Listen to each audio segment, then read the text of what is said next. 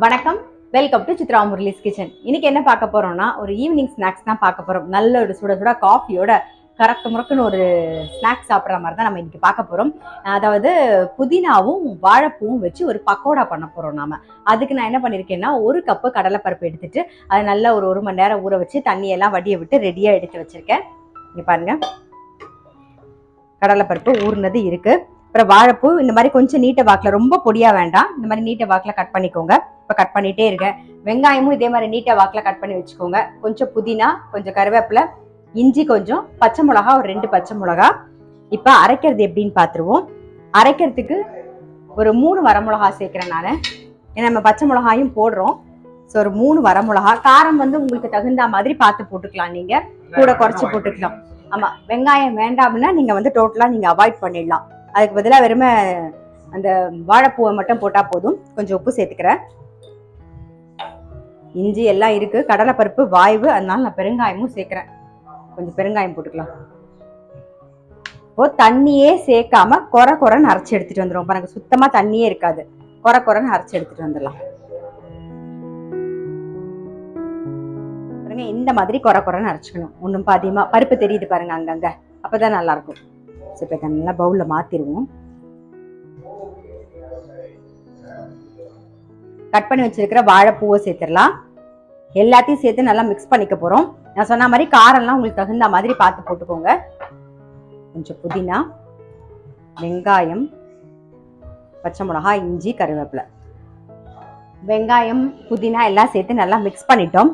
கொஞ்சம் சோம்பு சேர்த்துக்கலாம். சோம்பு வந்து ஆப்ஷனல். உங்களுக்கு சோம்பு வாசனை பிடிக்காது அப்படின்னா நீங்க வந்து சேர்த்துக்க வேண்டாம்.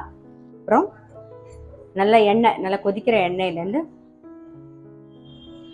ஒரு நல்ல ஒரு 2 டீஸ்பூன் இருக்கும் விட்டுறேன். இது அப்படியே மிக்ஸ் பண்ணிடுவோம்.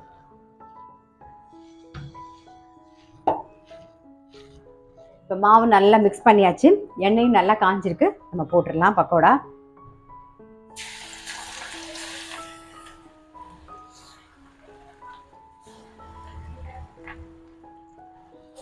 பாருங்க, பக்கோடா ரெடி ஆயிடுத்து. எடுத்துடலாம்.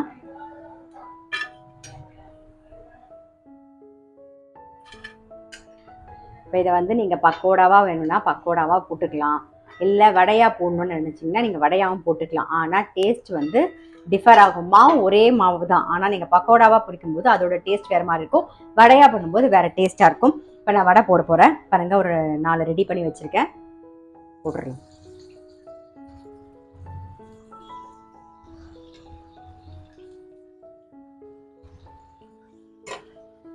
நீங்கள் வந்து அந்த ஸ்நாக்ஸ் பண்ண வரும்போது உங்களுக்கு வந்து பக்கோடாவா சாப்பிடணும்னு தோணுச்சுன்னா பக்கோடாவா பண்ணிக்கோங்க. இல்லை வடையா சாப்பிடணும்னு தோணுச்சுன்னா வடையா பண்ணிக்கோங்க. அந்த சமயத்தில் என்ன தோணுதோ அந்த மாதிரி நீங்கள் பண்ணிக்கலாம். மாவு ஒரே மாவு தான், டேஸ்ட் மட்டும் கொஞ்சம் டிஃபர் ஆகும். முறுக்கு மாவு மாதிரி. ஏன்னா முறுக்கு மாவு நீங்கள் பார்த்தீங்கன்னா அந்த தேன் குழல் அச்சில் புடும்போது அது வேறு டேஸ்ட்டாக இருக்கும். முள்ளு முறுக்கில் புடிக்கும்போது அது வேறு டேஸ்ட்டாக இருக்கும். அந்த மாதிரி தான் இதுவுமே. பாருங்க, வாழைப்பூ வடையும் ரெடி ஆகிடுத்து. எடுத்துடலாம்.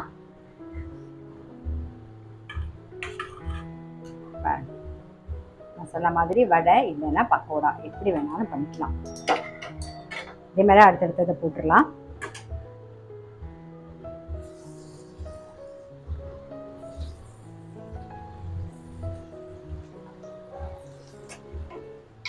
இன்னைக்கு ஈவினிங் ஸ்நாக்ஸ் என்னன்னு பார்த்துருப்பீங்க. ரொம்ப சிம்பிளான வாழைப்பூ பக்கோடா, வாழைப்பூ வடை. நீங்கள் வந்து 2த்துல எது வேணாலும் பண்ணிக்கலாம். மாவு மட்டும் ஒரே மாவு தான். அந்த கடலைப்பருப்பு வந்து நல்லா ஒரு மணி நேரம் ஊற வச்சுட்டு தண்ணியை வடிய விட்டுட்டு தண்ணியே விடாமல் அரைச்சிங்கன்னா பர்ஃபெக்டாக வரும். அப்புறம் இந்த வெங்காயம் எல்லாம் போடுறோம்ல, வெங்காயம் உப்பு எல்லாம் போடும்போது அதில் கொஞ்சம் தண்ணி இருக்கும். எல்லாம் சேர்ந்து நல்லா மிக்ஸ் ஆகி வரும்போது ரொம்ப சூப்பராக இருக்கும். இன்னைக்கு வாழைப்பூ இல்லை, டக்குன்னு பண்ண முடியல அப்படின்னா புதினா இருந்தால் புதினா யூஸ் பண்ணிக்கோங்க. என்ன இருக்கோ அதை வச்சுட்டு டக்குன்னு போட்டலாம். இல்லைன்னு வச்சுக்கோங்க, நல்ல நிறைய வெங்காயத்தை போட்டு கூட நீங்கள் வந்து பக்கோடா மாதிரியும் பண்ணலாம், இல்லை வடை மாதிரியும் பண்ணலாம். டெஃபினட்டாக ட்ரை பண்ணி பாருங்க. நான் அடுத்த வீடியோவில் சந்திக்கிறேன்.